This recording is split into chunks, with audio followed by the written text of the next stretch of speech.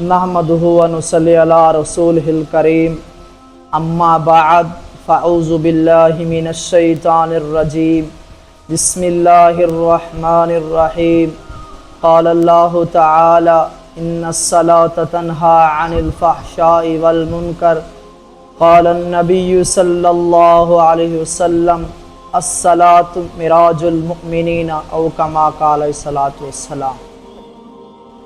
मेरे अज़ीज़ दोस्तों, हदीस पाक के अंदर आता है अस्सलातु मिराजुल मुमिनीना, नमाज मोमिन की मिराज है। नबी करीम सल्लल्लाहु अलैहि वसल्लम को अल्लाह रब्बुल इज़्ज़त ने मिराज का एक ऐसा तोहफ़ा नसीब फरमाया जो किसी कायनात में किसी को भी अता नहीं फरमाया।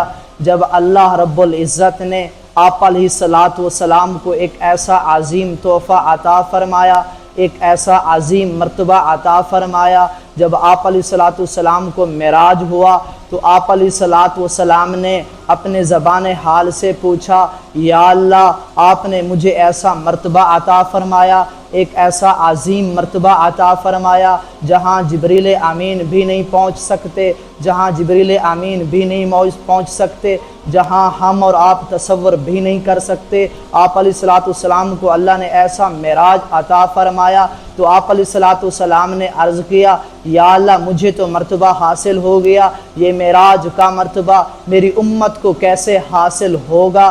तो आप अल्लाह ताला ने फरमाया कि ए हबीब, मैंने आपको नमाज का तोहफ़ा अता फरमाया, आपकी उम्मत इन नमाज़ों का अहतमाम करेगी। मैंने 5 नमाज़ें अता की, 5 नमाज़ों का अहतमाम करेगी, 50 नमाज़ों का सवाब अता फरमाऊँगा। ये नमाज के तोहफ़े के अंदर मिराज कैसे नसीब होगी।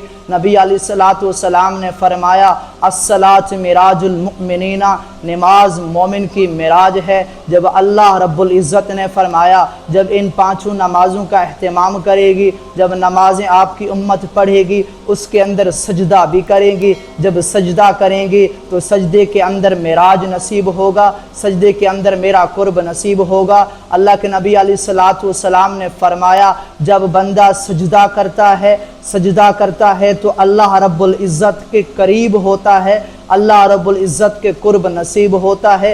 उसकी एक वजह भी बताई है क्यों कुर्ब नसीब होता है। जब हम सजदा करते हैं, सजदा जब कर रहे होते हैं तो सारे हमारे आज़ा अल्लाह की तरफ से झुके होते हैं, सारे आज़ा हम अल्लाह की तरफ से झुकाए हुए होते हैं। उसकी वजह यह है कि इसीलिए हमें मिराज नसीब होता है, इसीलिए अल्लाह का कुर्ब नसीब होता है। मेरे दोस्तों, ये सजदों के मज़े लेना और नमाज का अहतमाम करना और ये नमाज का तोहफ़ा मिल जाना, ये अल्लाह की तरफ से इनाम है, अल्लाह की तरफ से इनाम समझें। जब आप अलैहिस्सलातु वस्सलाम मिराज से नमाज का तोहफ़ा लेकर आते हैं, सहाबा खुश हो जाते हैं, या रसूल अल्लाह हमें तो बड़ा इनाम मिल गया, हमें तो एक ऐसा तोहफ़ा मिल गया कि हम इस नमाज के ज़रिए से अल्लाह से बराह रास्त बातें करेंगे, इस नमाज के ज़रिए से अल्लाह से तमाम हाजतें पूरी करेंगे, इस नमाज के ज़रिए से हमारे तमाम मसले हल होंगे। और सहाबा ने इस नमाज के ज़रिए मसले हल कराए हैं अल्लाह से, और सहाबा ने आप अलैहिस्सलातु वस्सलाम से नमाज़ें सीखी हैं और आप अलैहिस्सलातु वस्सलाम ने सहाबा को नमाज़ें सिखाई हैं।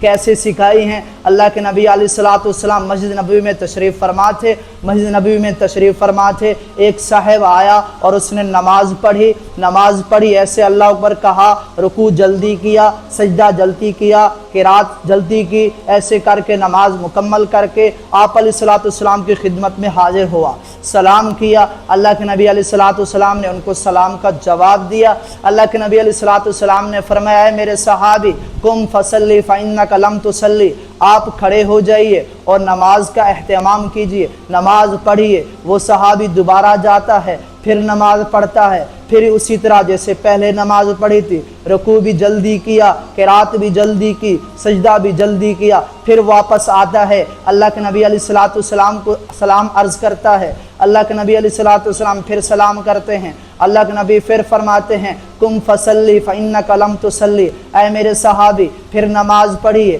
آپ نے نماز نہیں پڑھی۔ پھر صحابی جاتا ہے اور پھر وہ نماز پڑھتا ہے اسی طرح جس طرح ان کی عادت بنی ہوئی تھی، ویسے رکوع کیا، ویسے سجدہ کیا، ویسے قرات کی۔ پھر وہ آتا ہے اللہ کے نبی علیہ الصلوۃ والسلام کو سلام پیش کرتا ہے، اللہ کے نبی علیہ الصلوۃ والسلام پھر ان کو سلام جواب دیتے ہیں۔